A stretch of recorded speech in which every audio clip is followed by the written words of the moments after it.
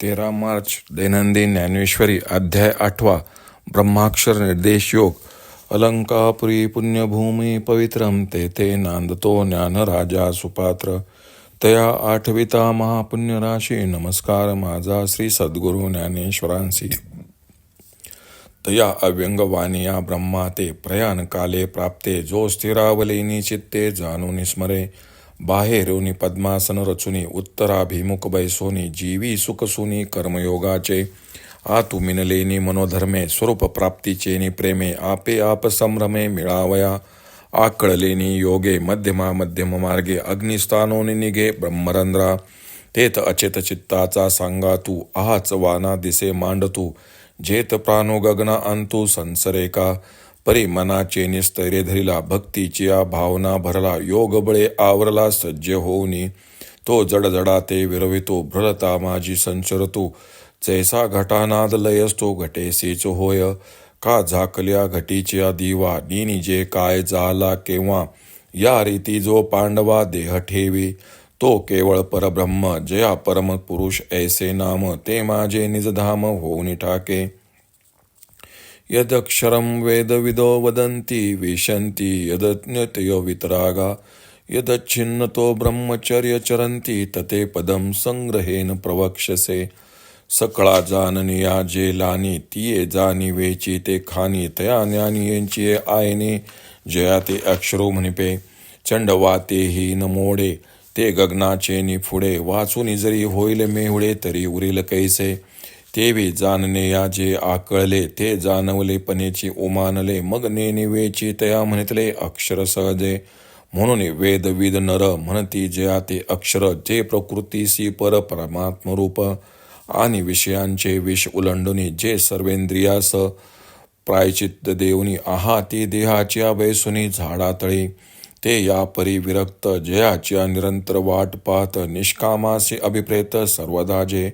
जयाची आवडी न गणिती ब्रह्मचर्याची साकडी. निष्ठुर होऊनी बापुडी इंद्रिय करीती. ऐसे जे पद दुर्लभ आणि अगाध. जयाचे थडिये वेद चुबकाळले ठेले. ते पुरुष होती. ते या परी लया जाती. तरी पार्था हेची स्थिती एक वेळ सांगो. तेथ अर्जुने म्हणितले स्वामी. हेची म्हणा होतो पामी. तव जे कृपा केली तुम्ही तरी बोलिजो का. परी बोलावे ते अति सोहोपे. ते म्हणितले त्रिभुवनदीपे. तुझ काय नेनो संक्षेपे सांगेन एक.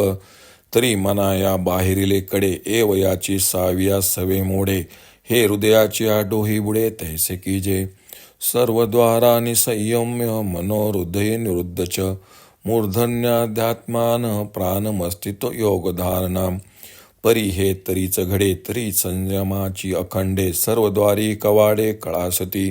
तरी सहजे मन कोंडले. हृदयेची असेल उगले. जैसे करचरणी मोडले परीवरून संडी. तैसे चित्त राहिल्या पांडवा. प्राणांचा प्रणवची करावा. मग अनुप्रतिवंतिका नावा मूर्धनिवरी. तेत आकाशी मिळे न मिळे. तैसा धरावा धारणा बळे. जव मात्रा त्रय मावळे अर्धबिंबी. तव वरी तो समेरू निराळू कीजे स्थिरू. मग लग्नी जीव ओंकारो बिंबीची विलसे. ओम मित्येकाक्षरं ब्रह्म व्याहर मामून स्मरणं. य प्रयातीन त्यजन देहं स याती परमागतीम. तैसे ओम हे स्मरो सरे. आणि तेची प्राणुपुरे. मग प्रणवातीत उरे पूर्ण घन जे. म्हणून प्रणव एक नाम. हे एकाक्षर ब्रह्म. जो माझे स्वरूप परम स्मरसांता. या परी तेजी देहाते. त्रिशुद्धी पावे माते. जया पावन्या परोते आनिक पावने नाही. तेत अर्जुना जरी विपाये. तुझ्या जीवी हन ऐसे जाये. नाहे स्मरण मग होये काय सावरी अंती. मरणकाल प्राप्त झाला असता स्थिर अंतःकरणाने काहीच व्यंग नसलेल्या ब्रह्माला जो जाणून स्मरतो. बाहेर पद्मासन घालून उत्तरेकडे तोंड करून बसून व अंतःकरणात कर्मयोगाने प्राप्त समाधानाचे सुख साठवून आत्मन एकाग्र झाल्याने व आत्मस्वरूप प्राप्तीच्या प्रेमाने आपल्या ठिकाणी आपण समारंभाने मिळवण्याकरता स्वाधीन झालेल्या अष्टांग योगाने सुषुम्ना नाडीच्या मध्यम मार्गाने अग्निस्थानापासून ब्रह्मरंध्रास जाण्यास तो प्राण निघतो. जेथे प्राणवायू मूर्धनी आकाशात प्रवेश करतो तेथे प्राणाचा आणि चित्ताचा वरवर संबंध आलेला दिसतो. परंतु मनाच्या स्थिरतेने धरलेला व भक्तीच्या भावाने भरलेला व योगबलाने आवरलेला असा तयार होऊन तो प्राणवायू चेतन व अचेतन पदार्थांना नाहीसे करून भुवयात संचार करून तिथे लय पावतो. जसा घंटेचा नाद घंटेतच लय पावतो अथवा मडक्याखाली झाकलेला दिवा केव्हा विझतो हे कळत नाही, तसे अर्जुना तो देह ठेवतो. तो पुण्यपुरुष जो शुद्ध परब्रह्म आहे, ज्याला परमपुरुष असे नाव आहे, त्या निज स्वरूपाला प्राप्त होतो. जे ज्ञान संपूर्ण ज्ञानाचा शेवट आहे, ज्या ज्ञानाची जे केवळ खानच आहे, अशा स्वरूपाला ज्ञानी पुरुष अविनाशी ब्रह्म असे म्हणतात. प्रचंड वाऱ्याने नाहीसे न होणारे असे जे खरोखर आकाशच आहे, नाही तर जे ढग असते तर प्रचंड वाऱ्यापुढे कसे टिकाव धरते, त्याप्रमाणे ज्ञानाला जे विषय झाले त्याचे मोजमाप ज्ञानाकडूनच केले गेलेच. अर्थात ज्ञानाला विषय होत नाही त्याला सहज अक्षर असे म्हटले जाते. म्हणून वेदवेत्ते ज्याला अक्षर असे म्हणतात आणि जे प्रकृतीच्या पलीकडचे परमात्म स्वरूप आहे, जे विषयांचा विषाप्रमाणे त्याग करून व सर्व इंद्रियांना शुद्ध करून देहरूप झाडाच्या खाली बसलेले आहेत, असे विरक्त पुरुष ज्या स्वरूप प्राप्तीची वाट पाहतात आणि जे निष्काम पुरुषांना अखंड प्रिय आहे, ज्याच्या आवडीसाठी जे ब्रह्मचर्यासारख्या संकटांना जुमानत नाही, कठोरपणे इंद्रियांना दीन करतात, असे अगाध व प्राप्त होण्यास कठीण असलेले स्वरूप की ज्याच्या अलीकडील काठालाच वेद डुंबत वेदास अगम्य बसले आहेत, याप्रमाणे जे पुरुष देह ठेवतात ते परमात्मा स्वरूपात होतात. अर्जुना, हाच प्रकार तुला मी पुन्हा एकदा सांगतो. तेव्हा अर्जुन म्हणाला, हेच मी तुम्हाला विचारण्याच्या बेतात होतो, तोच आपण सहज कृपा केली तरी सांगायला सुरुवात करावी. अर्जुन म्हणाला, जे सांगाल ते अतिशय सोपे करून सांगा. तेव्हा त्रैलोक्याधिपती श्रीकृष्ण म्हणाले, मी तुझे मनोगत जाणत नाही का? एक थोडक्यात सांगतो. तर या मनाला जी बाहेर हिंडण्याची सवय आहे ना, ती नाहीशी करून तिला हृदयाच्या डोहात बुडव. परंतु जर इंद्ररूपी दारांची निग्रहरूपी कवाडे नेहमी लावली तरच हे घडेल. मग हे मन सहजपणे कोंडले जाऊन हृदयात स्थिर होईल.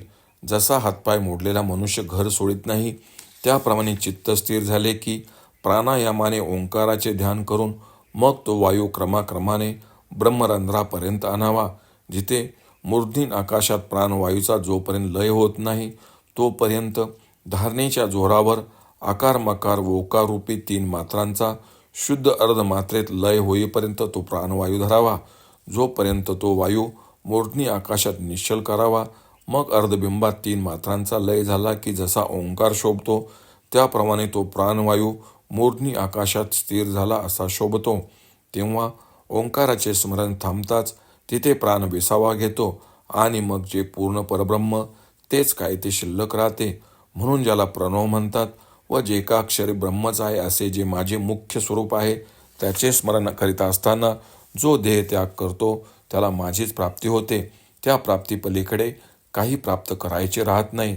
कदाचित अर्जुना, इथे तुला असे वाटेल की मरणकाली हे स्मरण होणे कसे शक्य आहे, असा प्रश्न श्रीकृष्ण अर्जुनास विचारतात.